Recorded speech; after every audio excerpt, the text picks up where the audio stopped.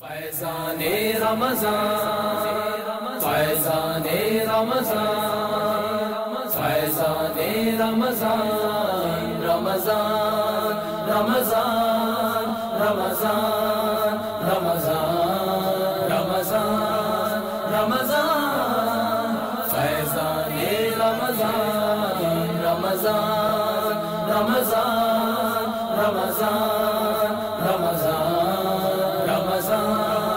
رمضان فیضان رمضان۔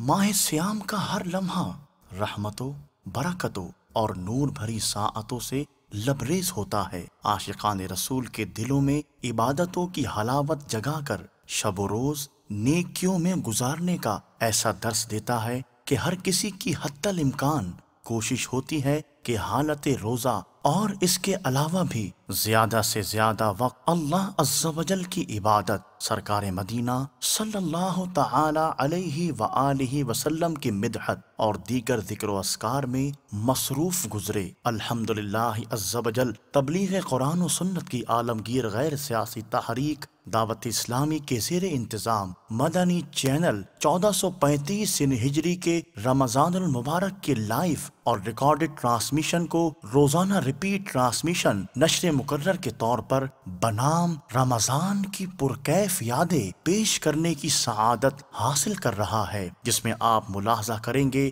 دعوت اسلامی کے تحت ہونے والے تربیتی اعتکاف میں امیر اہل سنت دامت برکاتہم العالیہ کا معتکفین عاشقان رسول کی تربیت کرنا، معتکفین اسلامی بھائیوں کا امیر اہل سنت کی مبارک صحبت میں سحری و افطاری کرنا، امیر اہل سنت دامت برکاتہم العالیہ کا روزانہ بعد نماز ظہر اور بعد از تراویح 2 مرتبہ مدنی مذاکرہ قرب افطار، اللہ عز و جل کی بارگاہ میں مناجات کا سلسلہ اور دیگر ماہ کے سنتوں بھرے سلسلے۔ آئیے دیکھتے ہیں رمضان کی پرکیف یادیں۔ الحمدللہ عز و جل تلاوت قرآن پاک، مناجات، حمد باری تعالی اور تاجدار مدینہ صلی اللہ تعالی علیہ وآلہ وسلم کی بارگاہ میں ہدیہ نعت سے ٹرانسمیشن کا آغاز ہوا۔ أنزلنا إليك الكتاب بالحق لتحكم بين الناس ہے سہنا دشوار یہ جدائی، میری ہو در تک شاہ رسائی، نہیں بھروسہ ہے زندگی کا، یہ دل میرا ڈوبا جا رہا ہے۔ اس کے بعد سلسلہ روحانی علاج اور استخارہ ہوا۔ آئیے اس کے مناظر دیکھتے ہیں۔ السلام علیکم ورحمۃ اللہ وبرکاتہ۔ وعلیکم السلام ورحمۃ اللہ وبرکاتہ۔ میرا نام عمیر عباس ہے، سوا سے بات کر رہا ہوں۔ میرا یہ سوال تھا کہ مجھے غصہ بڑی جلدی آتا ہے، اس کے بارے میں کوئی روحانی علاج بتا دیں۔ السلام علیکم ورحمۃ اللہ وبرکاتہ۔ وعلیکم السلام ورحمۃ اللہ وبرکاتہ۔ میرا نام محمد وحج اتاری ہے جی، مجھے پیلیا ہو چکا ہے، اس کا مجھے علاج بتا دیں۔ میرا نام صادق ہے، والدہ کا نام وحیدن ہے۔ شکر یہ بیماری ہے، ان کو گھر کے مسئلے مسائل ہے، پریشانی ہے۔ صلی اللہ علی محمد صلی اللہ علیہ وسلم، صلی اللہ علی محمد صلی اللہ علیہ وسلم، صلی اللہ علی محمد صلی اللہ علیہ وسلم، صلی اللہ علی محمد صلی اللہ علیہ وسلم، صلی اللہ علی محمد صلی اللہ علیہ وسلم صلی اللہ علی محمد صلی اللہ علیہ وسلم۔ سب سے پہلے عمیر عباس بھائی آپ کی قول تھی، آپ نے کہا کہ مجھے بہت جلدی غصہ آ جاتا ہے، غصے کا کوئی روحانی علاج بتا دیجیے۔ جب بھی غصہ آئے تو اعوذ باللہ من الشیطان الرجیم یہ آپ پڑھنا شروع کر دیں، غصہ ختم ہو جائے گا۔ اسی طرح اگر آپ کھڑے ہوئے ہیں غصہ آ جائے، اگر کھڑے ہوئے ہیں تو بیٹھ جائیں، پھر بھی اگر غصہ نہ جائے تو لیٹ جائیں، پھر بھی اگر غصہ نہ جائے تو آپ وضو بنا لیجئے، انشاءاللہ عز و جل آپ کا غصہ ختم ہو جائے گا۔ اس کے بعد ہمارے ایک اور اسلامی بھائی کی قول تھی، آپ نے کہا کہ مجھے پیلیا ہو چکا ہے، پیلیے کا روحانی علاج بتا دیجیے۔ اللہ تبارک و تعالی آپ کو شفاء کاملہ عاجلہ صحت نافعہ عطا فرمائے۔ جسے کالا یرکان ہو چکا ہو، پیلیا ہو چکا ہو، ہیپاٹائٹس سی ہو چکا ہو، تو اسے چاہیے کہ کھانے پر دونوں وقت کسی صحیح خواہ جو درست مخارج کے ساتھ قرآن پاک پڑھتے ہوں تو ان سے سورۃ البینہ، قرآن پاک کے 30ویں پارے میں سورۃ البینہ ہے، سورۃ البینہ پڑھوا کر کھانے پر دونوں وقت دم کروا لیں، اور پھر آپ وہ دم والا کھانا کھائیں، انشاءاللہ عز و جل اس روحانی علاج پر عمل کرنے کی برکت سے آپ کا پیلیا ختم ہو جائے گا۔ اس کے بعد ایک اور اسلامی بھائی کی قول تھی، آپ نے کہا کہ گھر میں بہت زیادہ مسائل بڑھتے جا رہے ہیں، بیماریاں بھی بڑھتی جا رہی ہیں۔ اللہ تبارک و تعالی آپ کے گھر کے مسائل حل فرمائیں، آپ کے گھر کو امن و سکون کا گہوارہ بنائیں، آپ کے گھر میں جو افراد بیمار ہیں سب کو صحتیابی عطا فرمائیں۔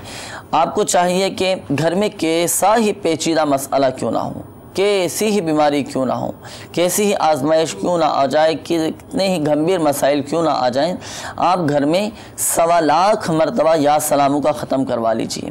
1.25 لاکھ مرتبہ گھر میں یا سلاموں کا ختم کروائیں۔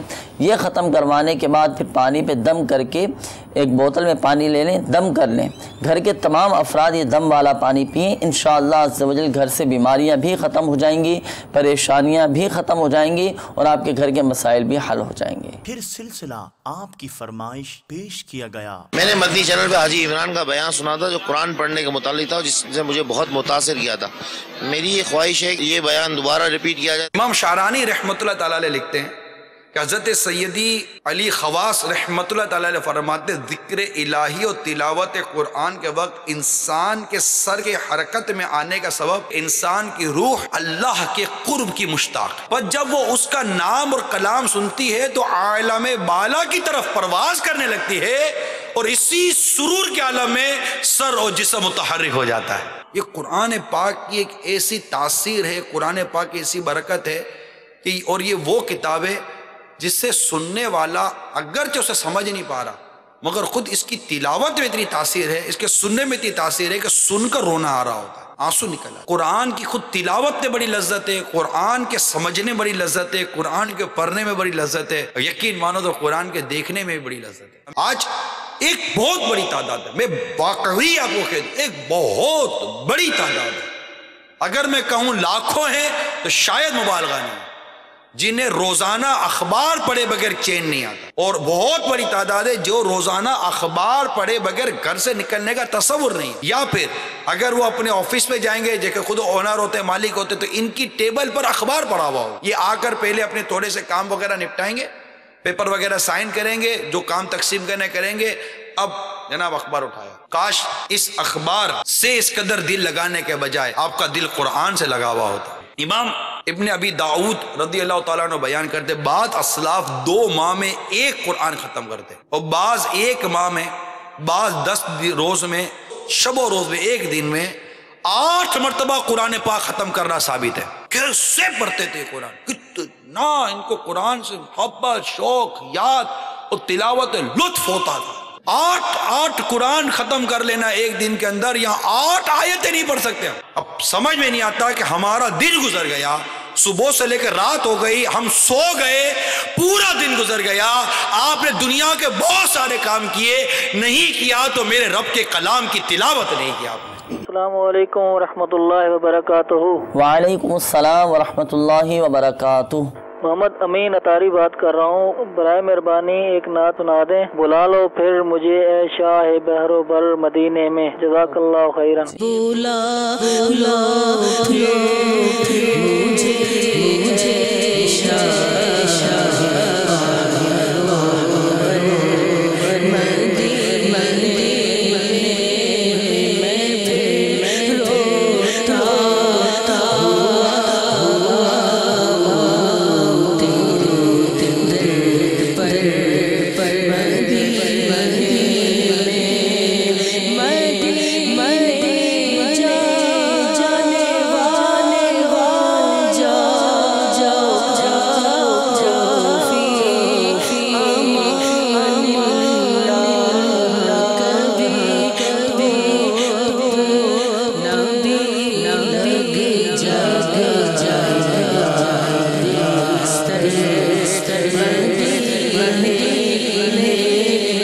السلام علیکم ورحمۃ اللہ وبرکاتہ۔ وعلیکم السلام ورحمۃ اللہ وبرکاتہ۔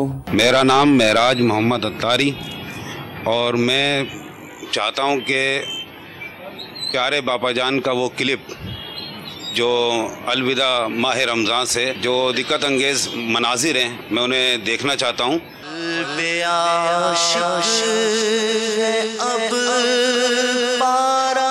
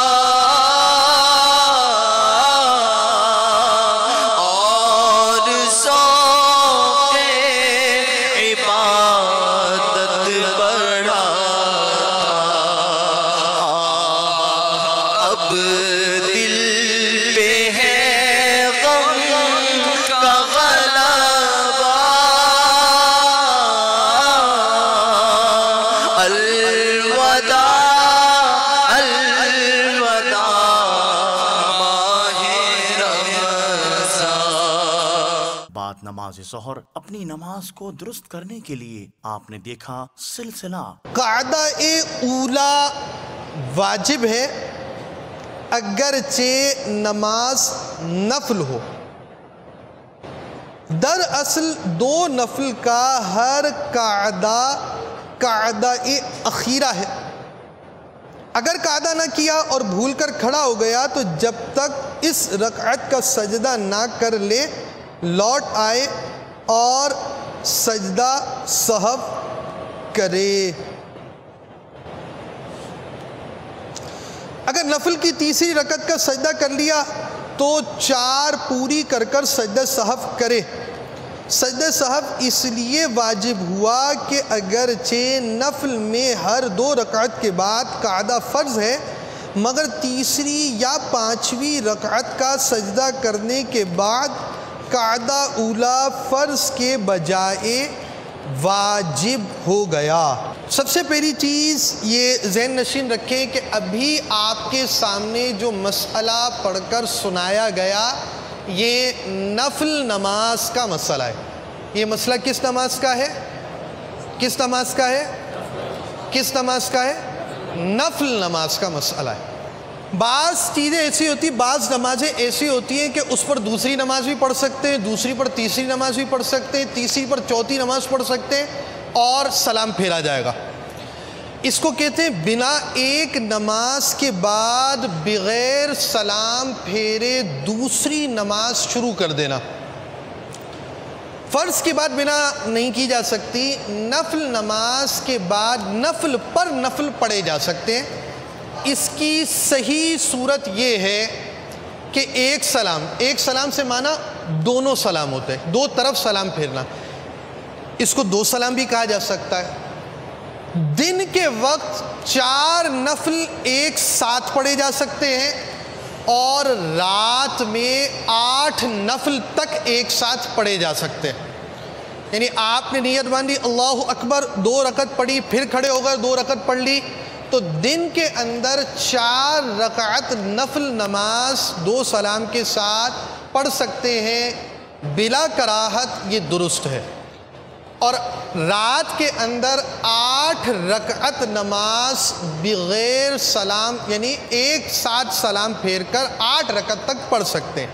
اس کو ایک سلام کے ساتھ 8 رکعت بولیں یا 2 سلام کے بعد۔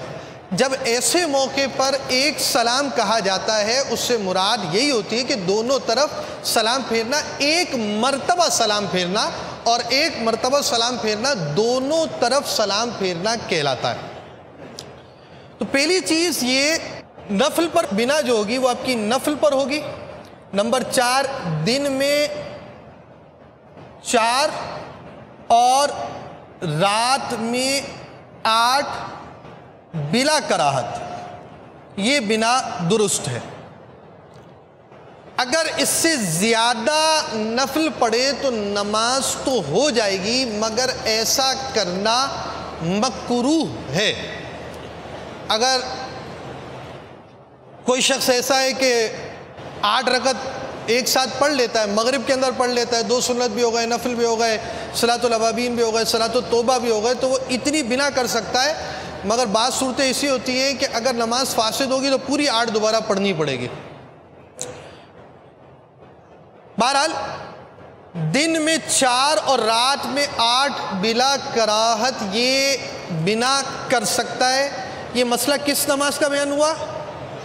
یہ نفل نماز کا مسئلہ ہے۔ پھر آپ نے ملاحظہ کیا تلاوت اور نعت کے بعد امیر اہل سنت دامت برکاتہم العالیہ کا امت پر گوہر افشانی سے لبریز مدنی مذاکرہ۔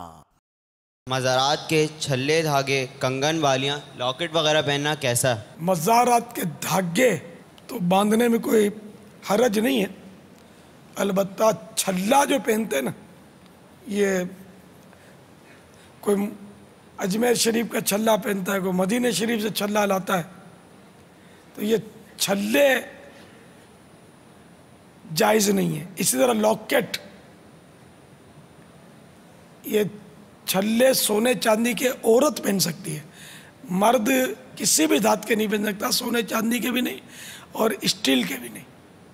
باپا وہ بعض بیماریاں ایسی ہوتی ہیں کہ کہا جاتا ہے کہ ان چھلوں سے بیماریاں دور ہو جاتی ہیں، تو اس لیے ایک تعداد پہنتی ہیں، اس حوالے سے آپ کیا فرماتے ہیں؟ یہ اپنے بیماریوں کے اور بھی تو بہت سارے علاج ہیں جو جائز ہیں، تو جائز علاج ہوتے ہوئے اس ناجائز علاج کی اجازت نہیں ہے۔ وہ جب کسی صورت سے علاج نہ ہو پاتا ہو، اب یہ سمجھو یہ علاج رہ گیا، تو اب علماء سے مسئلہ پوچھ کر ہر وہ صورتحال بتا کر پھر وہ اجازت دیں تو پھر ٹھیک ہے یہ چھلا پہنے، لیکن علماء کی اجازت کے بغیر نہ پہنے۔ مفتی صاحب مفتی ہوں، ان سے اجازت لیں۔ اور کوئی ایسا مرض شاید مشکل ہے، اب وہ خاص کر وہ پائلس وغیرہ کے لیے بھی پہنتے لوگ، تو ایسا کوئی دیکھا نہیں کہ جس کے پائلس چڑھ گئے ہوں چھلا پہننے سے، واللہ اعلم۔ تو خیر، تو چھلا پہنا ہے تو اتار دیں، توبہ کریں۔ اس طرح لاکٹ بھی جائز نہیں ہے پہننا، دھات کے لاکٹ پہنتے ہیں، یہ میٹل کے، سونے چاندی کے بھی نہیں، اسٹیل کے بھی نہیں۔ اس طرح مدینہ شریف سے موٹی موٹی انگوٹھیاں آتی ہے اسٹیل کی، یہ پہننا بھی ناجائز ہے، بلکہ لوہے کی انگوٹھی کو تو حدیث پاک میں جہنمیوں کا زیور کہا گیا۔ اب جو چیز مدینے سے آئی وہ جائز ہو، یہ ضروری نہیں۔ مدینہ شریف میں تو معاذ اللہ اب فلمیں ڈرامے بھی لوگ دیکھتے ہیں، ٹی وی پر گناہ بھرے چینل بھی دیکھتے ہیں، یہ سب جائز تھوڑی ہو جائیں گے۔ مدینہ شریف میں داڑیاں بھی منڈاتے ہیں، جائز تھوڑی ہے۔ مدینہ شریف میں رہتے ہوئے نمازیں چھوڑنے والے بھی آپ کو ملیں گے، جھوٹ بولنے والے بھی ملیں گے، حرام روزیاں کمانے والے بھی ملیں گے۔ تو یہ سب کیا مدینے میں جو بھی وہ جائز ہے کیا؟ ایسی تو کوئی شریعت نہیں ہے نا ہماری۔ مدینے والے نے جو حکم فرمایا شریعت وہ ہے، مدینے میں مکے میں جو ہو رہا ہے وہ شریعت نہیں ہے۔ وہاں صحیح بھی ہوتا ہے، غلط بھی ہوتا ہے، یہاں بھی ہمارے شہر میں بھی صحیح بھی ہوتا ہے، غلط بھی ہوتا ہے۔ تو اس طرح لوگ جو کر رہے ہیں یہ اس کی دلیل نہیں ہے، یہ بہت بڑی جہالت اور شیطان کا دھوکہ ہے کہ صاحب وہ مدینے سے لایا ہوں میں،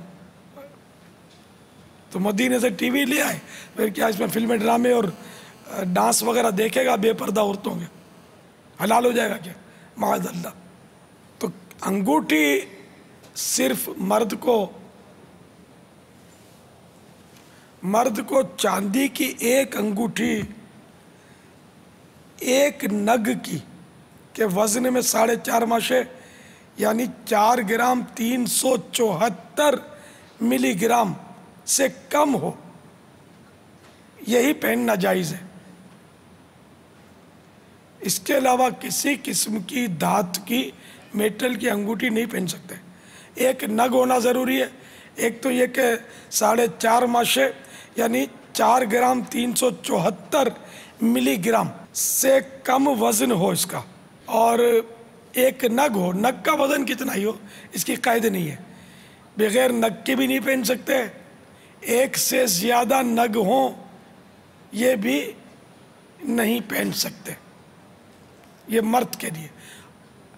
عورت کے لیے سونے چاندی کی ایک یا زیادہ انگوٹھیاں وہ پہن سکتی ہے.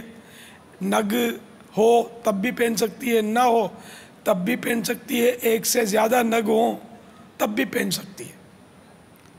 مرد کے لیے جو میں نے عرض کیا اس کا لحاظ رکھے. اور مرد اگر انگوٹھی جائز انگوٹھی پہننا بھی چاہے تو اس کا نگ ہتھیلی کی طرف ہو. لیکن یہ بہت بڑی غلط فہمی ہے اور لوگ شاید سمجھتے ہیں کہ انگوٹھی پہننا سنت ہے.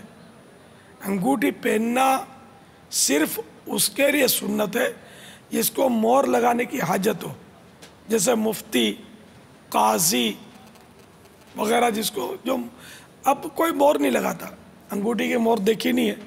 تو اب ان مانو کر نہ مفتی کے لیے سنت رہی نہ قاضی کے لیے سنت رہی کہ مہر نہیں لگاتا تو پھر انگوٹھی پہنے گا تو اس کو سنت کا ثواب نہیں ملے گا.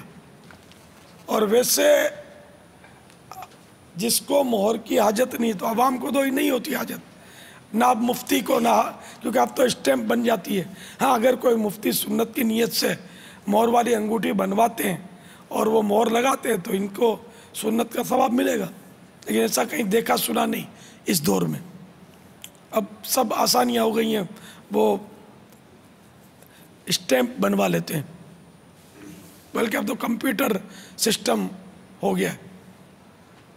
تو بہرحال تو جن کو مہر کی حاجت نہیں ہے ان کے لیے انگوٹھی پہننا سنت بھی نہیں، ثواب بھی نہیں، بہتر بھی نہیں.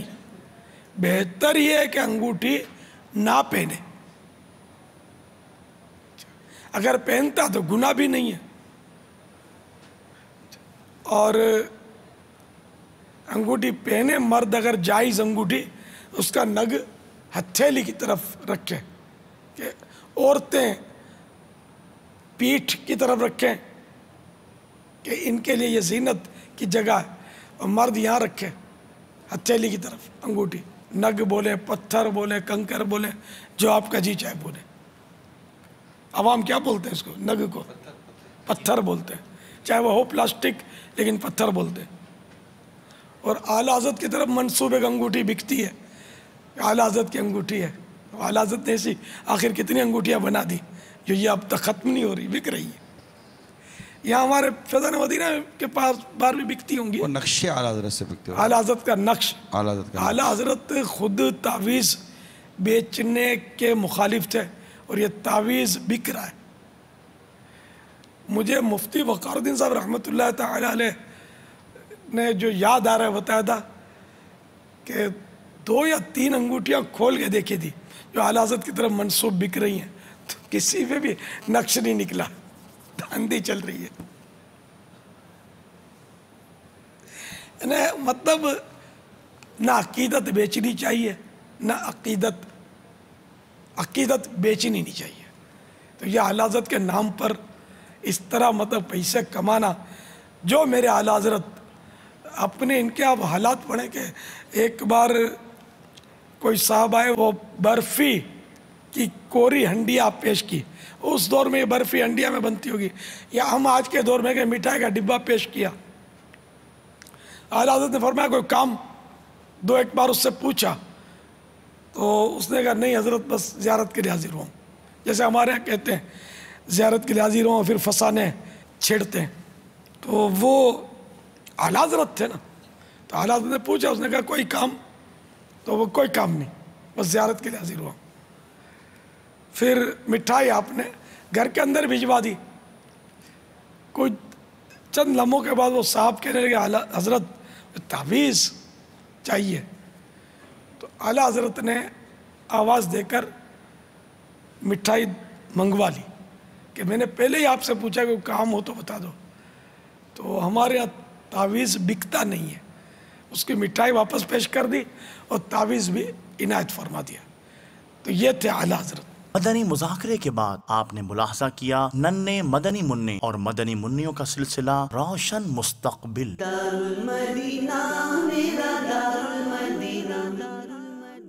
आज के सिलसिले में कौन कौन से मदनी मुन्ने और कौन कौन सी मदनी मुन्नियाँ शामिल होंगी, आइए उनका पहले तारुफ हासिल करते हैं। मेरा नाम शहरियार अत्तारी है। शहरियार भाई खुशामदीद, मरहबा जी। आपका नाम? मेरा नाम कनीज़ अत्तार है। कनीज़ अत्तार है, माशाअल्लाह, खुशामदीद, मरहबा। मेरा नाम शाज़ेब अत्तारी है। माशाअल्लाह ज़वजल, शाज़ेब अत्तारी। मेरा नाम ज़ैनब है। आपका नाम ज़ैनब है, खुशामदीद, मरहबा। मेरा नाम गुलामुद्दीन है। गुलामुद्दीन है, माशाअल्लाह ज़वजल। मेरा नाम अली रज़ा है। आपका नाम अली रज़ा है, खुशामदीद। मेरा नाम अब्दुल बासित है। मेरा नाम हसन फैसल है। मेरा नाम मसूद। ज़ैनब मसूद। जन्नत। जन्नत नाम है, बड़ा प्यारा नाम है माशाअल्लाह। तो काफ़ी मदनी मुन्ने और मदनी मुन्ने आज हमारे साथ सिलसिले में शामिल हैं जी। दो मदनी मुन्ने बिलाल और एहतशाम जी, खड़े होइए।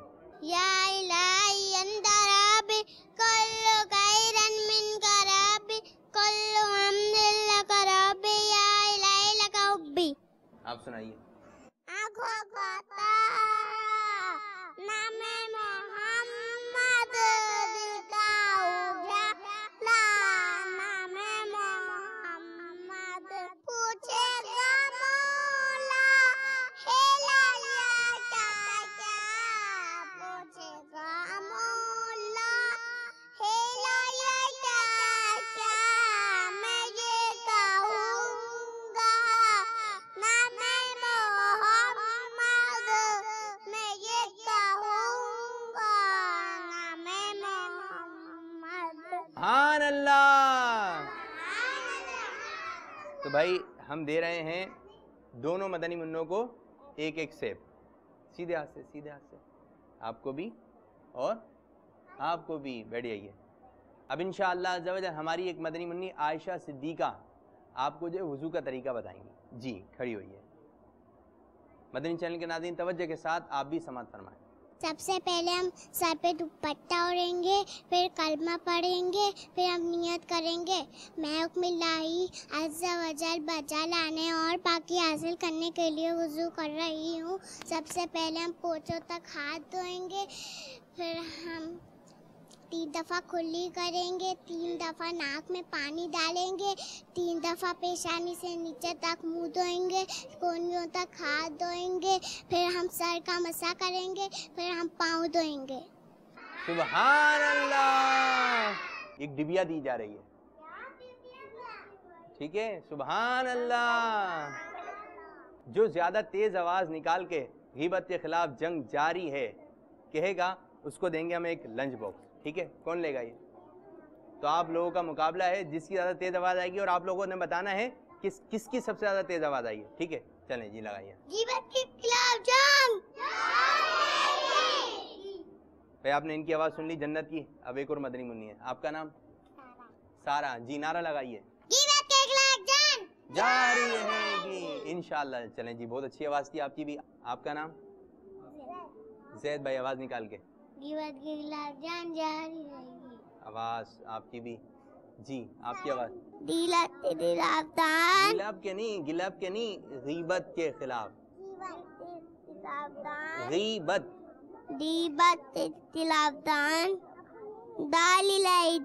इंशाअल्लाह ज़वजल।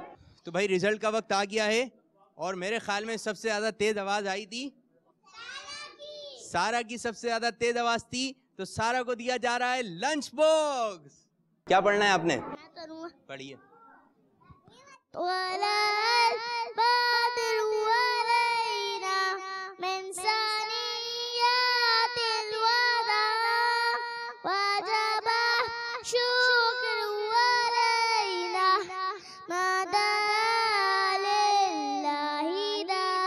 सुबहान अल्लाह। या अल्लाह या अल्लाह या अल्लाह, या रहीम या करीम या रब, ए मेरे मालिक, ए परवरदिगार, सुन मेरे टूटे हुए दिल की पुकार। कल्लती लती अंता वसीलती अज़रतनी या रसूल अल्लाह। या अल्लाह, आज जितनी भी मदनी मुनिया और मदनी मुन्ने आए हैं, जिनके वालिद साहब की तबीयत ख़राब है, किनकी अम्मी की तबीयत ख़राब है, किनके नाना अबू की तबीयत ख़राब है, उनको शिफा अता फरमाए। आमीन। या अल्लाह, जो माँ बाप से बदतमीजी करते उनको वालिदैन का फरमा बरदार बना। या अल्लाह, जो भी मांगा वो अता फरमा, जो ना मांग सके दिल में रह गया उसे बिन मांगते अता फरमा। सुभान रब्बिका रब्बिल इज्जति अम्मा यासिफून व सलामुन अलल मुरसलीन वल्हम्दुलिल्लाहि रब्बिल आलमीन। ला इलाहा इल्लल्लाह मुहम्मद रसूलुल्लाह। माशाअल्लाह। इसके बाद पेश किया गया शरई रहनुमाई के लिए सिलसिला दारुल इफ्ता अहले सुन्नत। सदका फित्र जो है वो इसका हुक्म क्या है और ये किस तरह से ज़रूरी है? सदका फ़ित्र चूँकि इस बारे में नबी करीम सल्लल्लाहु ताला अलैहि वालैहि वसल्लम ने इसको अदा करने का हुक्म इरशाद फरमाया है। जी, आपने मक्का की गलियों में इसके ऐलानात करवाएं कि सदका फ़ित्र ये वाजिब है। ये भी रिवायात में आया कि सदका फ़ित्र रोज़े की तहारत है एक तरह की, कि रोज़े के दौरान हमसे जो लग बातें या ऐसी कोई चीज़ें जिसकी वजह से रोज़े की सही मानों में बरकतें हासिल नहीं कर सके, उसके अंदर कोई ऐसी चीज़ें शामिल हो चुकी हैं, कुछ कमी रह गई है, तो सदका फ़ित्र शरीयत मुताहरा ने मुकर्रर फरमाया ताकि उसकी वजह से उस रोज़े की तहारत हो जाए। और मज़ीद यह है कि मिस्कीनों का, गरीबों का इसमें फ़ायदा है, उनकी खुराक का कोई सामान बन जाता है। सही। एक और हदीस रिवायत में इरशाद फरमाया कि बंदे का रोज़ा आसमान ज़मीन के दरमियान मुअल्लक रहता है जब तक सदका फ़ित्र अदा ना करे। जब तक सदका फ़ित्र अदा ना करे, कितनी अहम बात। तो इसलिए सदका फ़ित्र ये रसूलुल्लाह सल्लल्लाहु अलैहि वसल्लम ने मुकर्रर फरमाया है। इसकी किस पर वाजिब है, इसका अगर कुछ बयान हो जाए। हर वो शख्स जिसके पास यानी माल के निसाब होने के हवाले से 52.5 तोले चांदी या इसकी मालियत के बराबर रकम सोना, हाजत से ज़ायद घरेलू सामान, इस तरह की जो चीज़ें यानी इतने वो मालियत का मालिक है, तो ऐसे शख्स को सदका फ़ित्र के हवाले से मालिक निसाब कहा जाएगा। ठीक है, ठीक है। और फरमाया कि ईद के दिन सुबह सादिक तुलू होते ही ये यानी इस निसाब का मालिक है और ये वक्त उस पर आ गया। इस पे साल गुजरना भी ज़रूरी, इस पे साल गुजरना ज़रूरी नहीं, ठीक है, हफ्ता गुजरना भी ज़रूरी नहीं है। उस दिन इस टाइम पे जो साहिब निसाब और मालिक निसाब की कैफियत में है। उमूमन हमारे यहाँ चूँकि पहले से ही इल्म होता है, हम इस पोजीशन में हैं और देते हैं, एक चीज़ देनी है, तो इसलिए रमज़ान और मुबारक के दिनों में ही लोग इसका एहतमाम रखते हैं। यानी एडवांस में अदा किया जा सकता है। जी, यानी ईद के दिन से पहले भी अदा किया जा सकता है। जी, कोशिश यही करें कि ईद से पहले, सुन्नत यही है कि ईद से कबल हम इनको अदा कर दें। और अगर कोई रमज़ान में ही पहले से, बल्कि रमज़ान शुरू हुआ तो ही देना चाहे तो दे सकता है, तो भी उसको इजाज़त है और उनको बिल्कुल दिया जा सकता है। हुजूर, ये तो हमने सुना कि किस पर वाजिब है, जो साहिब निसाब है उस पर वाजिब है।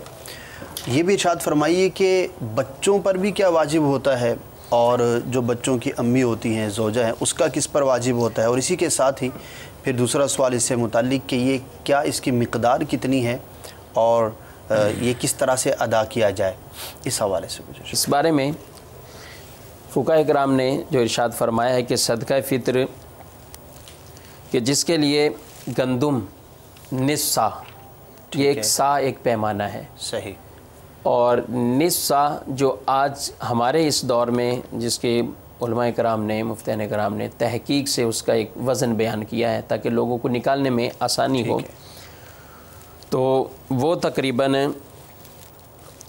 यानी 80 ग्राम कम 2 किलो बनता है वज़न उसका। 2 किलो से 80 ग्राम कम 2 किलो से। अब अगर कोई 2 किलो का हिसाब, एक जनरल आम हिसाब रखते हैं कि 2 किलो के हिसाब से दे दें, बात 2.25 किलो के हिसाब से दे रहे होते हैं। अच्छा है, जितना ज़्यादा बेहतर उसमें। लेकिन एक जो उसका एक वज़न है जिसको ज़रूरी है, मिकदार बयान करनी, تو 2 کلو میں 80 گرام کم، یہ اتنے وزن سے یہ آٹا وغیرہ یہ دیا جائے یا ان کی قیمت دے دی جائے؟ صحیح۔ اور اس کے ساتھ ساتھ یہ نصف سا یعنی اس حوالے سے آٹا ہے، گیہوں ہے، ستو وغیرہ، آٹا یا اس کا ستو، کھجور، منقع، جو، یہ 1 سا ہے، ٹھیک، یعنی 1 سا 4 کلو، 4 کلو میں سے 160 گرام کم 4 کلو کا کوئی حساب رکھتے ہیں تو بھی ٹھیک ہے، اس میں کوئی مذاکرے کی بات نہیں۔ تو اب یہ عموماً ہم نے دیکھا ہے کہ ہر آدمی وہ آٹے کے اعتبار سے ہی دے رہا ہوتا ہے، گندم کے اعتبار سے ہی ہمارے یہاں بیان بھی تو یہی کیا جاتا ہے، عموماً مساجد میں بھی جو اعلانات ہوتے ہیں وہ گیہوں کے ہی ہوتے ہیں، اور ایک اعلان ہو جاتا ہے کہ 100 روپے ہے، ٹھیک ہے، کوئی دیتا ہے تو ادا ہو جائے گا اس کے مطابق۔ لیکن ہمیں اس چیز کو بھی سمجھنا چاہیے کہ یہ جو اتنی چیزیں اور بھی بیان فرمائی ہیں، تو ایسے افراد بعض ہوتے ہیں مالی طور پہ بہت کم پوزیشن میں، ٹھیک ہے، آٹے کے حساب سے دے دیں، اس اعتبار سے دے دیں۔ بعض جو یہ مالدار ہیں، صاحب ثروت ہیں، اچھا دے سکتے ہیں، تو انفع للفقراء، فقراء کے لیے زیادہ فائدے والی بات یہ ہے کہ ان کو زیادہ مال پہنچ جائے، ان کو زیادہ نفع مل جائے گا اس سے، تو ان کو کوشش کرنی چاہیے کہ وہ کشمش کے حساب سے دیں، یعنی کشمش ہوگی تو 4 کلو، 160 گرام 4 کلو ایک، جی، اسے اب کھجور کے حساب سے دیں۔ اب آٹے سے 100 روپے کے دے دیا، کھجور عام نارمل جو ہے وہ 250 سے 300 روپے کی کلو اگر ہو تو وہ 1200 روپے بنے گا ایک صدقہ فطر۔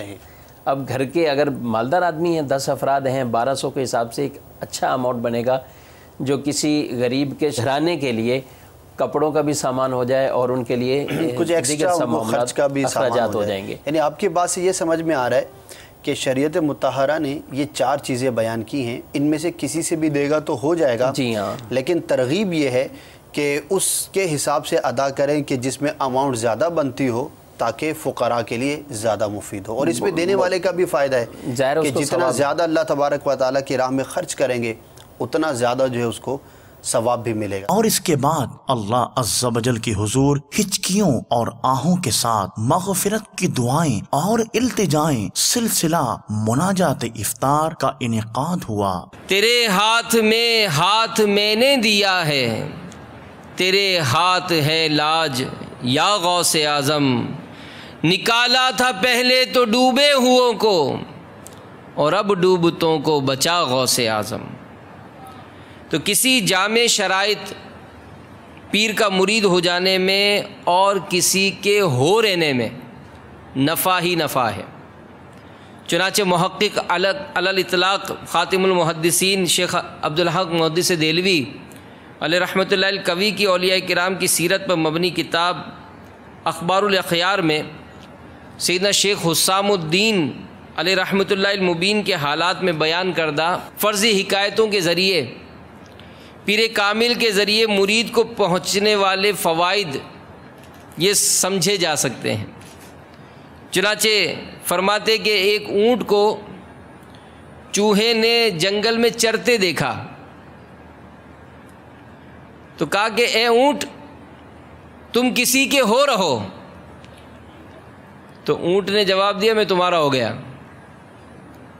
ایک دن اونٹ کسی درخت کے ہرے ہرے پتے کھا رہا تھا، اس کی نکیل یعنی ناک کی رسی درخت کی شاخ میں بری طرح اٹک گئی اور اونٹ پھنس کر عاجز ہو گیا، پھنس گیا بالکل۔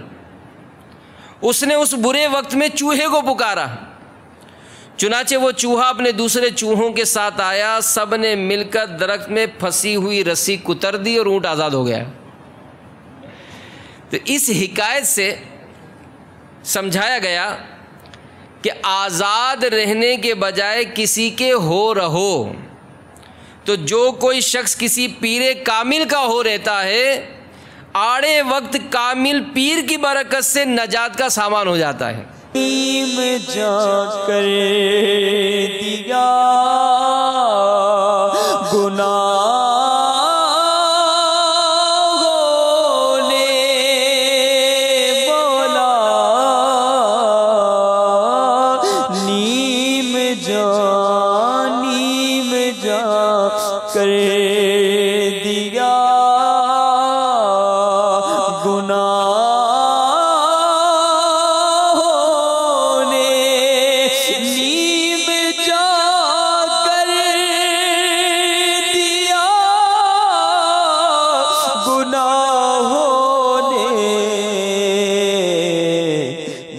مرض عصیان سے دے شفا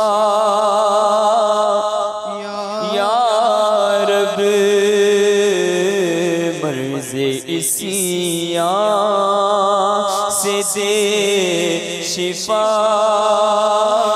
یا رب، آہت غیانیاں آہت غیانیاں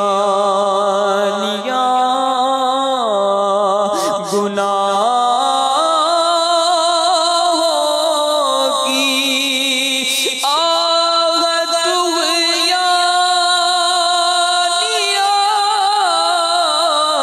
گناہوں کی پار نئیاں میری لگا یا رب، کس کے در پر میں جاؤں گا مولا،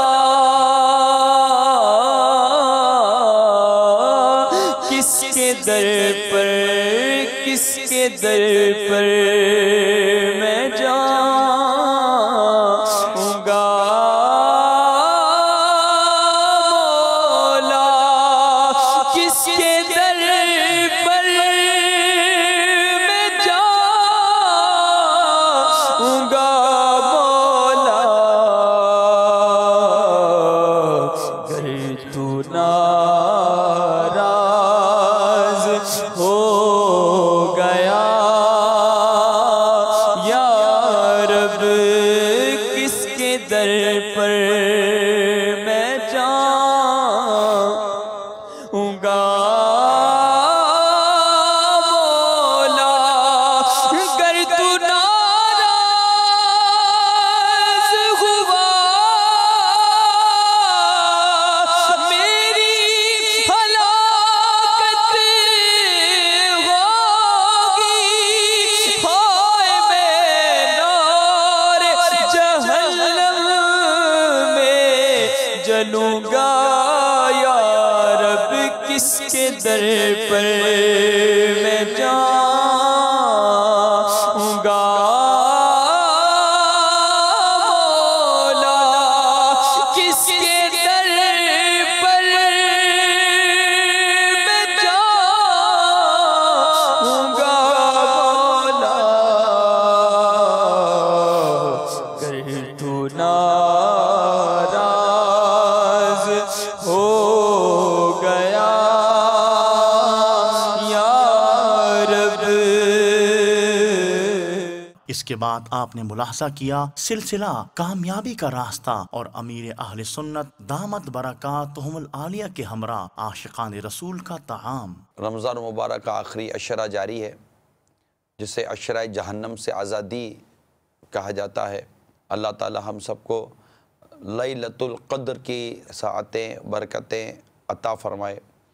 جب تم لیلۃ القدر کو پاؤ تو جو دعا حدیث پاک میں بیان کی گئی ہے شب قدر کی، دعائے شب قدر وہ ہے اللہم انک عفو کریم تحب العفو فاعف عنی، اللہم انک عفو کریم تحب العفو فاعف عنی، اللہم انک عفو کریم تحب العفو فاعف عنی۔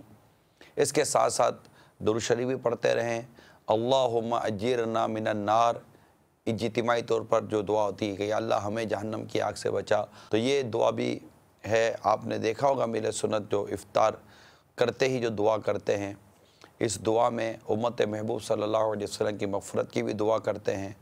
تمام دعوت اسلامی والوں والیوں کے لیے بالخصوص جو دعوت اسلامی کے ذمہ داران ہیں، ان کے لیے اللہ تبارک و تعالیٰ کی بارگاہ میں مغفرت کی، جہنم سے آزادی کی دعا کرتے ہیں۔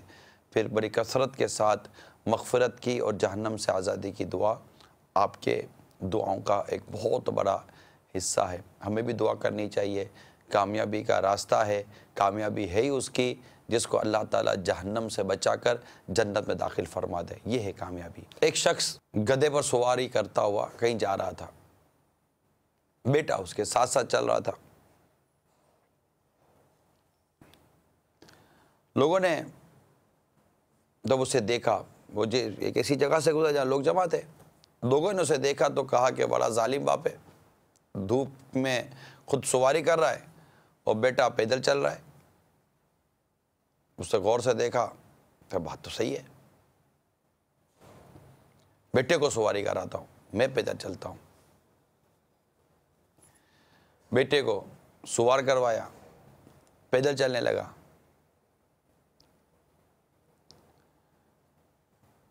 پھر ایک آبادی کے پاس سے گزرے، لوگ دیکھ رہے تھے تو کہنے والوں نے کہا کہ عجیب بیٹا ہے، ایسا ظالم بیٹا ہوتا ہے کوئی، باپ کو دھوپ میں چلا رہا ہے، خود مزے سے سواری کر رہا ہے. دونوں باپ بیٹے سوچنے لگے بات یہ بھی صحیح نہیں ہے. بیٹا سواری سے اتر گیا، اب کیا کریں، چلو بیٹا دونوں سوار ہو جاتے ہیں.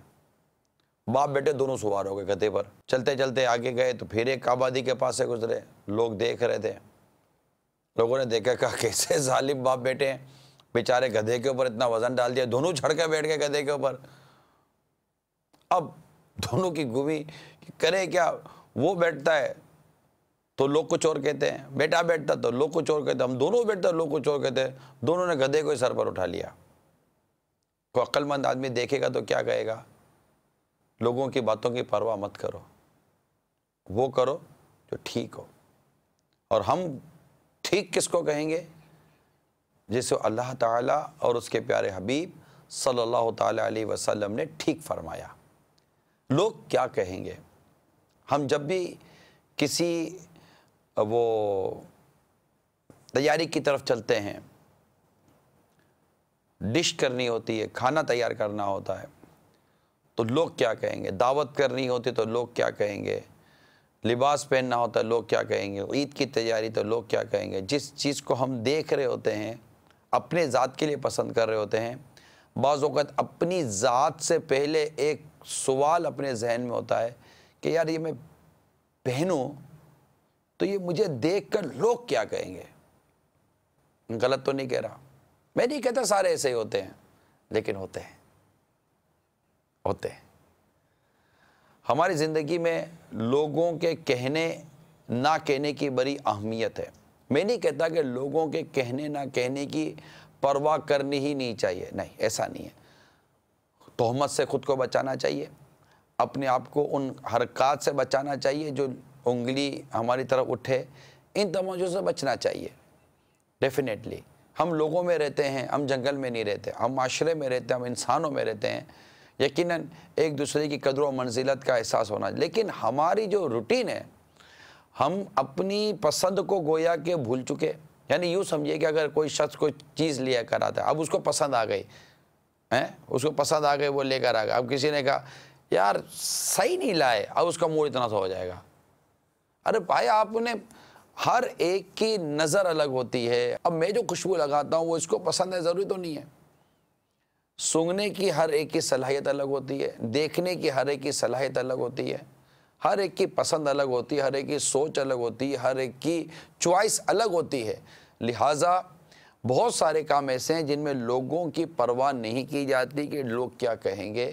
ہمیں دیکھنا یہ ہے کہ ہماری زندگی کے مختلف شعبوں میں، خواہ اس کا تعلق لباس سے ہے، اس کا تعلق غذا سے ہے، اس کا تعلق گھر کی زیب و آرائش سے ہے، ہم اپنی پسند کو نہیں دیکھتے، ہم لوگوں کی پسند کو دیکھتے. لوگ کیا کہیں گے. جب لوگ کچھ کہنا تعریف کرتے تو بھول جاتے ہیں، لوگ اگر تعریف نہیں کرتے تو موڈ خراب ہو جاتا ہے. جب یہ عادت پھر یہ عبادت تک آتی ہے. اب جب لوگ تعریف کرتے ہیں تو عبادت میں اضافہ ہو جاتا ہے، لوگ تعریف نہیں کرتے تو عبادت میں کمی آ جاتی ہے.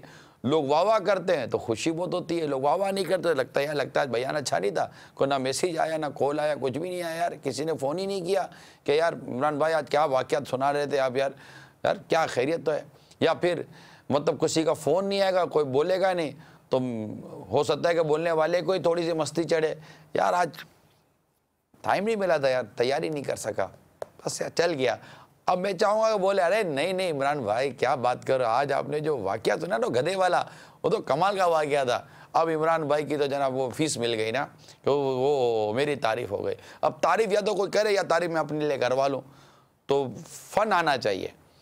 اب جب تعریف کوئی کرتا ہے تو خوشی ہوتی ہے، جب تعریف کوئی نہیں کرتا تو غم ہوتا ہے۔ لوگ کیا کہیں گے والا جو ہمارا جو کانسیپٹ ہے، اس کو چیک کرنے کی ضرورت ہے کہ ہم ہر چیز میں کھانے کی دعوت کرنی ہے، لوگ کیا کہیں گے، ڈیکوریشن کرنا ہے، لوگ کیا کہیں گے، دعوتیں دینی ہیں، لوگ کیا کہیں گے، اپنا لباس پہننا ہے، لوگ کیا کہیں گے، ایون کہ مطلب کہ چشمہ بھی لینا ہے نا، اب چشمہ پہن کر پہلے شیشے کے سامنے دے، اب جس کے نمبر ہیں، میرے بھی نمبر ہے، ہاں اب جس کے نمبر ہیں وہ نمبر پہلے اب یہ دیکھے گا آئینے میں، پہلے تو چلو یہ دیکھ لیا کہ یہ چلو ٹھیک ہے اپنے چہرے پر صحیح لگ رہا ہے، اب چہرے پر صحیح لگ رہا ہے اس کا فیصلہ کون کر رہا ہے، لوگ کیا کہیں گے۔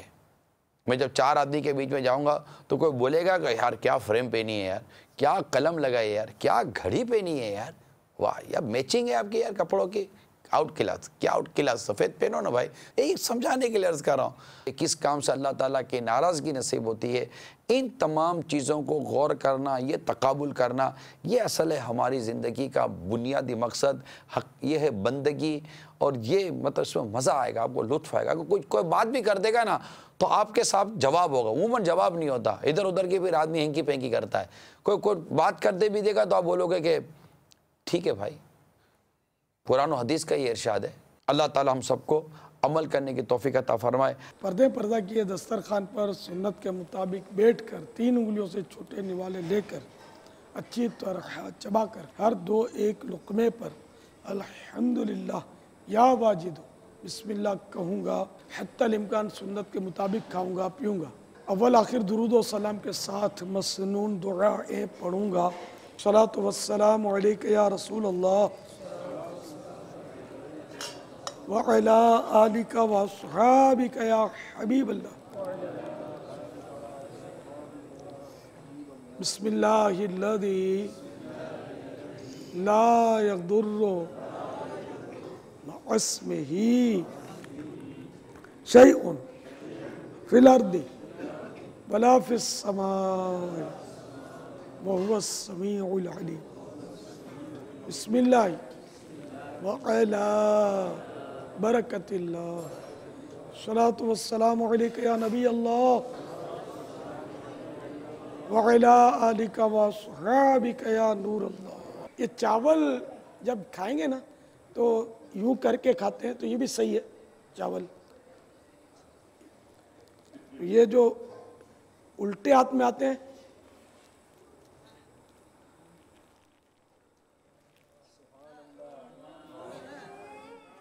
دسترخوان سے اٹھائیں گے تو الٹے ہاتھ سے اٹھا کر الٹے ہاتھ سے اٹھائیں،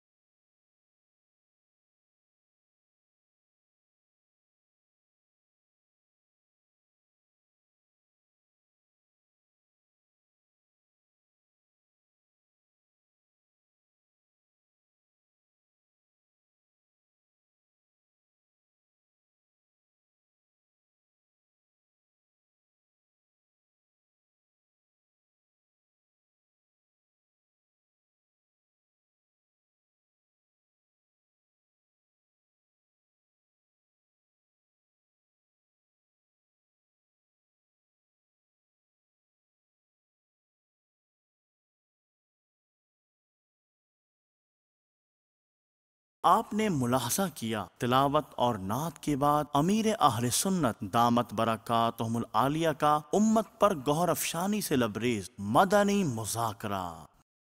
اب اس کا کیا کریں، میری 60 برس کی زندگی، میری 40 برس کی زندگی، میری 50 برس کی زندگی ایسے ہی گزر گئی۔ مکتبۃ المدینہ کا ایک رسالہ ہے بیٹے کو نصیحت، یہ حدیث پاک ہے، سرکار کا ارشاد ہے صلی اللہ تعالی علیہ وآلہ وسلم، بندے کا غیر مفید کاموں میں مشغول ہونا اس بات کی علامت ہے کہ اللہ عز و جل نے اس سے اپنی نظر عنایت پھیر لی ہے، اور جس مقصد کے لیے بندے کو پیدا کیا گیا ہے، اگر اس کی زندگی کا ایک لمحہ بھی اس کے علاوہ گزر گیا تو وہ اس بات کا حقدار ہے کہ اس کی حسرت طویل ہو جائے، اور جس کی عمر 40 سال سے زیادہ ہو جائے اس کے باوجود اس کی برائیوں پر اس کی اچھائیاں غالب نہ ہو تو اسے جہنم کی آگ میں جانے کے لیے تیار رہنا چاہیے۔ لیکن یہاں تو سچی بات ہے کہ 60 سال 70 سال 80 سال بھی ہو جائیں تو زندگی کی ہوس تو ہوتی ہے کہ مزید جیوں، مال و دولت کی ہوس تو ہوتی ہے کہ مزید حاصل کروں، لیکن افسوس 100 کروڑ افسوس کہ اپنی برائیوں کی عادتیں ختم کرنے کی سوچ نہیں بن پاتی۔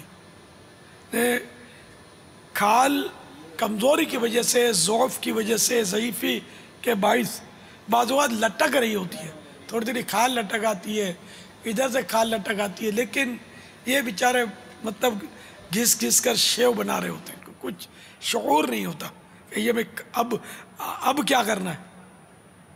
لگتا یہ ہے کہ یہاں پر داڑھی کے حوالے سے شاید ایسا لگتا ہے پاپا کہ وہ سوچ جو آپ بیان کرتے ہیں نا، ایسا لگتا ہے کہ ایسی سوچ ان کو لگتا ہے ابھی ہے ہی نہیں، ورنہ بابا اس عمر میں آدمی کیوں رگڑے گا؟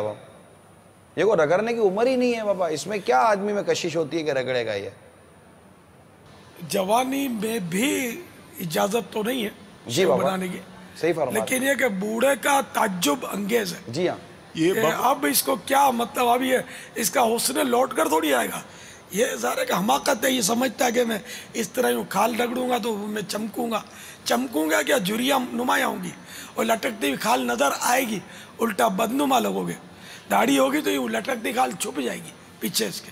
یہ باپا جان یہ اس طرح کے وسوسے ہوتے ہیں ان کو نا، گریسفل بوڑھا نظر آنے کا بھی بعض اوقات کوئی ہوتا ہے ان کا، یعنی یوں سمجھیے کہ وہ جو آپ وہ شعر پڑھتے ہیں، بڑھاپے سے پا کر پیام قضا بھی، نہ چونکا نہ چیتا نہ سنبھلا ذرا بھی، کوئی تیری غفلت کی ہے انتہا بھی، جنو کب تلک ہوش میں اب تو آبی، جگہ جی لگانے کی دنیا نہیں ہے، یہ عبرت کی جا ہے تماشا نہیں ہے۔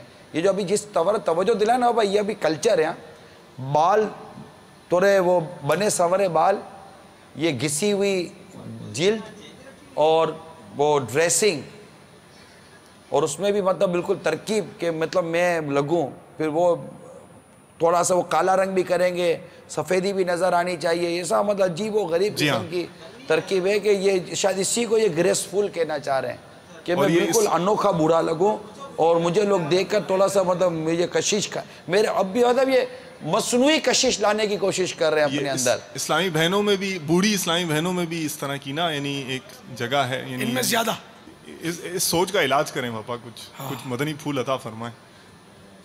الموت، اللہ اکبر، اس یہ موت آ کر سنبھال لے گی، مرتے مرتے بھی مطلب یعنی کہ بولیں گے کہ ہمارے بال عمر کی وجہ سے سفید تھوڑی ہوئے، تو فکروں کی وجہ سے سفید ہو گئے، نزلے سے سفید ہو گئے، ٹینشن فکریں سیم تھنگ، تو ان کی وجہ سے، نزلے کی وجہ سے سفید ہو گئے، باقی عمر اتنی تھوڑی ہے۔ یہ یوں کہتے موت آپ پہنچی کہ حضرت جان واپس کیجئے، اب بہت ہو گیا۔ یہ واقعی یعنی کہ بہت بری حالت ہے۔ رب کو راضی کرنے کی سوچ، پھر قبر و آخرت کی سوچ کہاں سے لائی ہے؟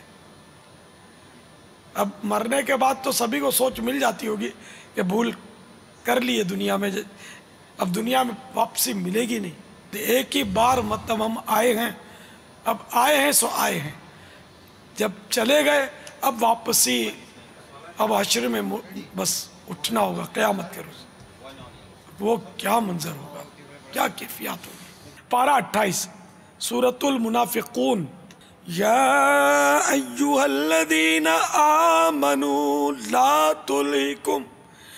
لا تلہکم اموالکم ولا اولادکم عن ذکر اللہ ومن يفعل ذلك فأولئك هم الخاسرون وأنفقوا مما رزقناكم من قبل أن يأتي أحدكم الموت فيقول رب لولا أخرتني إلى أجل قريب فأصدق وأكن من الصالحين ولن يؤخر الله نفسا إذا جاء أجلها واللہ خبیر بما تعملون۔ بڑے غور سے حاضرین ناظرین اس کا ترجمہ سنیں، ہماری زندگی کا بہت زیادہ اس میں مقصد بیان کیا گیا ہے۔ اے ایمان والو، تمہارے مال نہ تمہاری اولاد کوئی چیز تمہیں اللہ کے ذکر سے غافل نہ کرے، اور جو ایسا کرے تو وہی لوگ نقصان میں ہیں، اور ہمارے دیے میں سے کچھ ہماری راہ میں خرچ کرو قبل اس کے کہ تم میں کسی کو موت آئے پھر کہنے لگے اے میرے رب تو نے مجھے تھوڑی مدت تک کیوں مہلت نہ دی کہ میں صدقہ دیتا اور نیکوں میں ہوتا، اور ہرگز اللہ کسی جان کو مہلت نہ دے گا جب اس کا وعدہ آ جائے، اور اللہ کو تمہارے کاموں کی خبر ہے۔ تو اللہ تبارک و تعالی ہمارے بڑے بوڑھوں کو بھی، نوجوانوں کو بھی، کیونکہ اب بڑا بوڑھا تو خیر وہ سمجھے اپنے، لیکن نوجوان بھی تو غفلت کا شکار ہے، اور مرنا تو سبھی نے، اور جوانی میں بھی تو مرتا ہی ہے نا، بچہ بھی مرتا ہے، لڑکپن میں بھی موت آتی ہے، ادھیڑپن ادھیڑ عمر میں بھی موت آتی ہے، اور بڑھاپے میں یوں زیادہ یعنی کہ وہ ہے کہ بڑھاپے میں جب بندہ پہنچا تو اس نے ساری منزلیں طے کی، بچپن، جوانی، ادھیڑ عمر، اور یہ سب گزر گئی، اب پلٹ کر یہ عمریں آئیں گی نہیں، اب آگے سوائے قبر کے گڑھے کے اور کوئی مکان نہیں ہے۔ کیا کوٹھی عالیشان مکان بنائے آدمی اور کیا حسرتیں کرے، اب کچھ ہے نہیں اس کے لیے، یہ مکان بنائے گا بھی تو بیچارہ وہ دنیا میں کہاں رہے گا۔ غوث پاک کی طرف منصوب قول بھی ہے غنیت الطالبین کے حوالے سے کہ بندہ مطلب نئے کپڑے کی تیاری کرتا ہے، اس کا کفن تیار ہو چکا ہے، وہ مکان کی تیاری کرتا ہے، لیکن اس کی قبر کا گڑھا اس کے لیے کھود کر تیار ہو چکا ہوتا ہے، یہ بازاروں میں غفلت کے ساتھ پھر رہا ہوتا ہے اور اس کا کفن وہ تیار ہو چکا ہوتا ہے۔ تو اس طرح مطلب یہ کہ ہماری قبر کی جگہ متعین ہے کہ کہاں ہم نے دفن ہونا ہے، ہمیں پتہ نہیں، کیا پتہ یہ جو قبر کھودی گئی ہے وہ ہمارے لیے ہو کہ یہ کل آ رہا ہے، رب کو سب پتہ، ہم کو نہیں پتہ۔ تو ہمیں مطلب بہت چوکنا رہنے کی ضرورت ہے، ہر وقت الرٹ رہنے کی ضرورت ہے۔ سوتے وقت کاش یہ تصور بندے کہ نہ جانے آنکھ کھلے گی یا نہیں کھلے گی، ایسے کئی ہیں کہ جو سوتے ہیں تو سوئے رہ جاتے ہیں، کہ غسال آتا ہے اور وہی کپڑے کینچیوں سے کاٹ کے نکالتا ہے، بندہ اٹھ نہیں پاتا۔ بہرحال یہ کہ میرے پیارے پیارے اور میٹھے میٹھے سے بھائیوں، اپنی اوقات کو یاد رکھے، بندہ اپنی زندگی کے مقصد کو سمجھے۔ ہم نے زندگی کے مقصد کو بھلا دیا، زندگی کا مقصد عبادت تھا، اسے فراموش کیا، اور ہم نے ذہن یہ بنایا کھاؤ پیو جان بناؤ، زندگی عیش میں گزارو، یار دنیا میں آئے کائے کوئی، کھائیں پیئیں بس موج کریں، لیکن ہم اس لیے نہیں آئے۔ وَمَا خَلَقْتُ الْجِنَّ وَالْإِنسَ إِلَّا لِيَعْبُدُونَ، اور ہم نے جنوں اور انسانوں کو اپنی عبادت کے لیے پیدا کیا، اللہ نے اپنی عبادت کے لیے ہمیں پیدا کیا ہے، تو ہمیں اپنی زندگی کے مقصد کو سمجھنا چاہیے۔ صلو علی الحبیب صلی اللہ تعالی علی محمد۔ मदनी मुज़ाकरे के बाद देखा सिलसिला फैज़ान सहारी और अमीर अहले सुन्नत दामत बरकातहुमुल आलिया की सहारी के मनाजिर। बहुत सारी ऐसी खुसूसियात हैं जो आका सल्लल्लाहु तआला अलैहि वसल्लम के सदक़े से इस उम्मत को मयस्सर हैं। हमारे लिए बड़ी आसानियां हैं, बहुत सारे फ़ज़ाइल हैं, ऐसे ऐसे फ़ज़ाइल हैं कि दीगर अंबिया किराम ने तो रब अज़्ज़ा वजल की बारगाह में उसके लिए सवाल करना चाहा कि या अल्लाह अज़्ज़ा वजल ये फजीलत जो हमने पढ़ी है लौह महफूज में, तो ये चीज़ मेरी उम्मत को अता फरमा। तो अल्लाह तबारक व तआला ने ये इरशाद फरमाया। हज़रत मूसा अलैहिस्सलाम के हवाले से इस तरह की बहुत तवील की रिवायत है कि ए मूसा, ये फजीलत तो मैंने अपनी मोहम्मद सल्लल्लाहु अलैहि वसल्लम जो मेरे महबूब हैं उसकी उम्मत को अता कर दी है। तो देखिए, एक उम्मती होने के नाते क्या ये हमारा फ़र्ज़ नहीं बनता कि जिस आका सल्लल्लाहु अलैहि वसल्लम के सदक़े से बिन मांगे हमें इतनी फजीलतें अता हुई, इतनी आसानियाँ अता हुई, और वो कुछ अता हुआ कि जिसका दीगर अंबिया सवाल किया करते थे। अब ये हम पर डिपेंड करता है कि हम उससे कितना मुस्तफ़ीज़ होते हैं।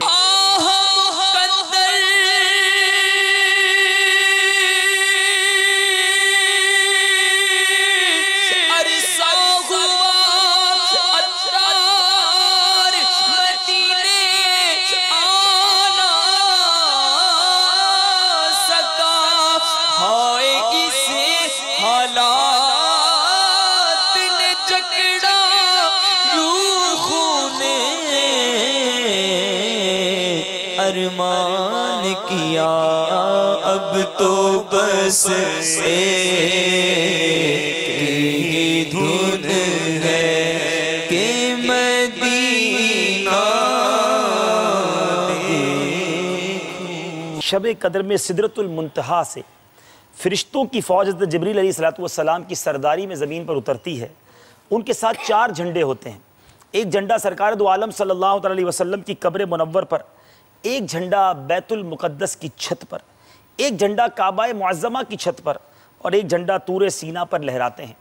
फिर ये फ़रिश्ते मुसलमानों के घरों में तशरीफ़ ले जाकर हर मोमिन मर्द और औरत को सलाम करते हैं और कहते हैं, सलाम, ये अल्लाह अज़्ज़ा वजल का सिफ़ाती नाम है, सलाम तुम पर सलामती भेजता है, मगर जिन घरों में शराबी, खिंजीर का गोश्त खाने वाला और बिला वजह अपनी रिश्तेदारी काट देने वाला रहता हो, उन घरों में ये फ़रिश्ते दाखिल नहीं होते।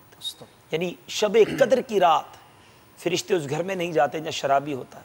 मेरे वो इस्लामी भाई, वो मर्द औरत जो नाज़रीन इस बुरी बला में मुब्तला है, खुदारा तौबा कर लीजिए। यानी ये कितना बड़ा जुर्म है कि इस रात भी फ़रिश्ते उस घर में दाखिल होते। एक और रिवायत है कि शब कदर में तमाम लोगों की मग़फ़िरत कर दी जाती है सिवाय 4 किस्म के लोगों में। उसमें भी जो पहला नंबर है उसमें फरमाए शराबी। आज कोल्ड ड्रिंक की तरह शराब पी जा रही है। रमज़ान में नहीं पिएंगे तो चांद रात को पिएंगे, ईद मिलन में पिएंगे, दोस्तों के साथ बैठकर पिएंगे। खुदारा ये आदत छोड़ दीजिए, गंदी शराब है, ये बदबू वाली, बेहुदा और दिमाग माऊफ करने वाली शराब है। थोड़ा सब्र कर लो, इंशाअल्लाह बख्शिश हो गई, जन्नत में जाना हो गया, अल्लाह राज़ी हो गया तो जन्नत में जन्नतियों को शराब तहूर पिलाई जाएगी। हम वहाँ शराब पिएंगे, वो पाकीज़ा शराब पिएंगे। क्यों ये गंदी शराब के करीब जाएं? लोग कहते हैं हम शराब पीते नहीं मगर शराबियों के साथ बैठते हैं, हमारे दोस्त पीते हैं, हम सिर्फ बैठते हैं। हम जुआ नहीं खेलते मगर हमारे दोस्त ज़रा खेल लेते हैं। वो नशा करते हैं, हम नशा नहीं करते। ऐसे लोगों के पास हम बैठे भी क्यों जाएं उनकी महफिल में? अरे बैठ रहा है तो ऐसे लोगों के साथ बैठो ना जब रहमतें नाजिल होती हैं, जब बरकतें नाजिल होती हैं। एक बड़ी प्यारी रिवायत हदीस पाक का खुलासा है कि अल्लाह ताला के कुछ फरिश्ते जो आसमान पर जो सियाहत करते रहते हैं, ज़मीन व आसमान में, जहाँ अल्लाह के ज़िक्र, उसके हबीब के ज़िक्र की महफिल देखते हैं, उसे ढांप लेते हैं। फारिग होकर जब रब की बारगाह में जाते हैं, रब इरशाद फरमाते हैं, फरिश्तों कहाँ से आ रहे हो? फरिश्ते अर्ज़ करते हैं, मौला एक जगह तेरे बंदे तेरा जिक्र कर रहे हैं, महफिल उन्होंने एक इज्तिमा सजाया हुआ है। खुलासा अर्ज़ कर रहा हूँ। रब इरशाद फरमाते हैं, मेरे बंदो उन्होंने मुझे देखा है। फरिश्ते अर्ज़ करते हैं, मौला देखा नहीं। इरशाद होता है, अगर देख लेते तो क्या करते? इरशाद फरमाता है, अर्ज़ करते हैं, मौला अगर देख लेते तो बड़े वालेहाना अंदाज में मज़ीद तुझे याद करते, मज़ीद तेरा जिक्र करते। फरिश्तों से प्यारा अल्लाह तबारक तआला इरशाद फरमाता है, वो किस चीज़ से पनाह मांग रहे थे? अर्ज़ करते हैं, मौला जहन्नम से पनाह मांग रहे थे। फरिश्ते अल्लाह तबारक तआला इरशाद फरमाता है, अगर जहन्नम उन्होंने देखी है?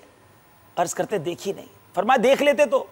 कहा मौला अगर जहन्नम देख लेते तो मज़ीद रोते, मज़ीद गिड़गिड़ाते, रिक्कत कल्बी के साथ तुझसे पनाह मांगते। अच्छा ये बताओ किस चीज़ से क्या क्या मांग रहे थे? अर्ज़ करते मौला जन्नत मांग रहे थे। इरशाद होता है जन्नत देखी है? عرض کرتے مولا جنت دیکھی نہیں. فرمایا دیکھ لیتے تو کیا کرتے؟ کہا مولا دیکھ لیتے تو مزید گڑ گڑاتے, خوب رقت قلبی سے جنت مانگتے.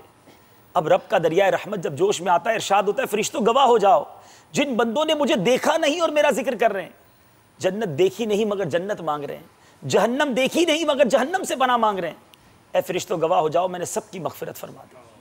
فرشتے عرض کرتے مولا ان میں ایک بندہ ایسا بھی تھا جو وہاں ذکر کرنے نہیں آیا تھا, بلکہ وہ تو کسی سے ملنے آیا تھا, کسی پرسنل کام سے آیا تھا. تو ارشاد ہوتا ہے یہ وہ لوگ ہیں جن کا ہم نشین بھی محروم نہیں ہوتا, اے فرشتوں گواہ ہو جاؤ میں نے اس کی بھی مغفرت کر دی. ایک یہ محفل ہے کہ جہاں ملنے والا بھی بخشا جائے, ایک وہ محفل ہے جہاں رب کی طرف سے یوں سمجھیے کہ لعنت طاری ہوتی ہے شرابیوں پر. کھانے کے بعد کا وضو کروں گا, عبادت پر قوت حاصل کرنے کے لیے کھاؤں گا پیوں گا, سحری کی سنت ادا کروں گا, کل کا رمضان کا فرض روزہ رکھوں گا, الٹے ہاتھ میں روٹی پکڑ کر سالن کے برتن کے اوپر کر کے اس احتیاط کے ساتھ سیدھے ہاتھ سے نوالا توڑوں گا کہ روٹی کے ذرات برتن ہی میں گریں. الصلاۃ والسلام علیک یا رسول اللہ وعلی آلک واصحابک یا حبیب اللہ. بسم اللہ الذی لا یضر مع اسمہ شیء فی الارض ولا فی السماء وهو السمیع العلیم. بسم اللہ وعلی برکت اللہ. الصلاۃ والسلام علیک یا نبی اللہ وعلی آلک واصحابک یا نور اللہ. رمضان رمضان فیضان رمضان رمضان رمضان رمضان رمضان رمضان رمضان فیضان رمضان رمضان رمضان رمضان رمضان رمضان رمضان فیضان رمضان رمضان رمضان رمضان رمضان رمضان رمضان فیضان رمضان فیضان رمضان فیضان رمضان رمضان رمضان رمضان رمضان رمضان رمضان فیضان رمضان. اور ٹرانسمیشن کی آخر میں ملاحظہ کیا یو ایس اے اور کینیڈا کے ناظرین کے لیے پیش کیا جانے والا سلسلہ Repenting or making tawbah is very important in the deen of Islam. Sincere tawbah یہ ایسی چیز ہے کہ گناہ کو نامہ اعمال سے دھو ڈالتی ہے, جیسا کہ اللہ تعالیٰ قرآن کریم میں ارشاد فرماتا ہے وَهُوَ الَّذِي يَقْبَلُ التَّوْبَةَ عَنْ عِبَادِهِ وَيَعْفُو عَنِ السَّيِّئَاتِ وَيَعْلَمُ مَا تَفْعَلُونَ. ترجمہ کنز الایمان. اور وہی ہے جو اپنے بندوں کی توبہ قبول کرتا ہے اور گناہوں سے درگزر فرماتا ہے, اور وہ جانتا ہے کہ جو کچھ تم کرتے ہو. And our beloved Nabi sallallahu alaihi wasallam has said in this regard, At-ta'ibu min adh-dhanbi kaman la dhanba lah. One who repents from his sins, he is as if he has not committed a sin. An ayat and a hadith was recited in which we learnt that there is a lot of hope, that even we know that we are sinners and we know that we are not worthy of doing any good deed.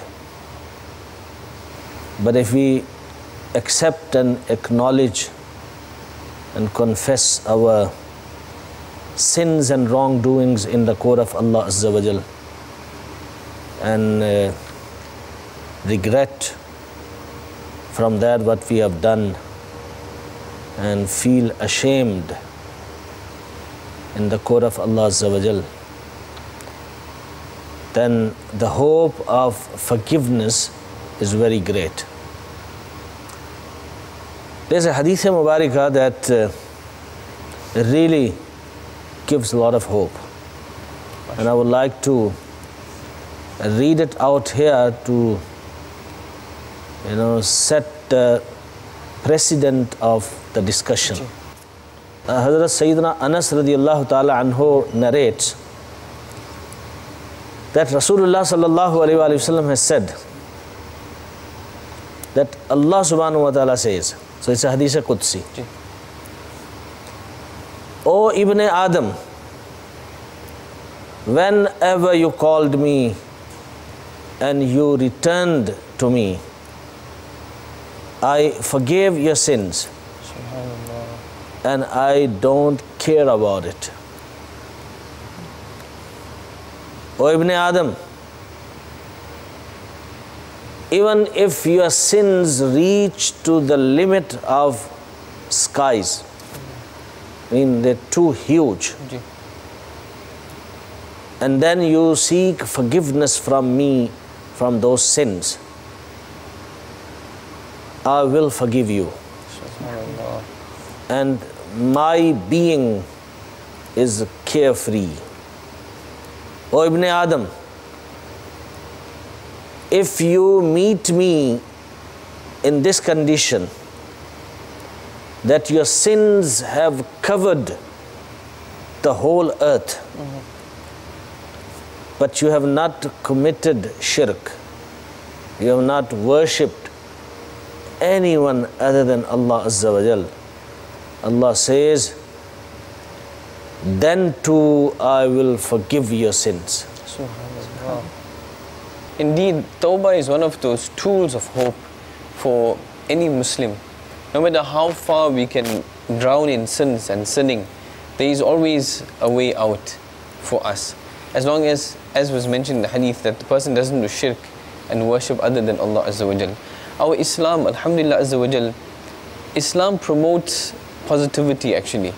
It promotes what we call PMA, positive mental attitude. That we must have a positive thinking, have a positive lifestyle, these kind of things. And it keeps us away from negativity. That sometimes people do commit sins and then after that they delay in repentance. I've got a booklet, one of the booklet of Amir Ahl Sunnat, which is the cause of the river. From here I would like to quote something which is related to that when one commits a sin, he should instantly repent to Allah Azza wa Jal, and if he repeats the sin again, he must repent again and again and again. No matter how many times he commits sins, he should repent. One must never lose hope in the mercy of Allah Azza wa Jal. His mercy has no bounds. Forgiving sins does not decrease His mercy. So we must constantly repent and plead to Him for His forgiveness.